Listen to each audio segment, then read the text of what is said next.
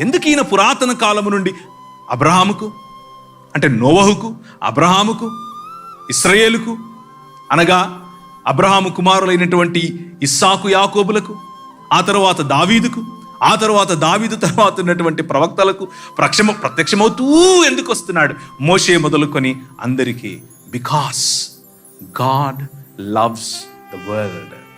ఆయన లోకమును ఎంతో ప్రేమించాడు. ఆయన నిన్ను ఎంతో ప్రేమించాడు. ఆయన మానవ సమాజాన్ని, వారికిచ్చినటువంటి అధికారాన్ని, వారికిచ్చినటువంటి బాధ్యతను ఎంతో ప్రేమించాడు. మానవుడు ఆయనను తిరస్కరించినా ప్రేమించాడు.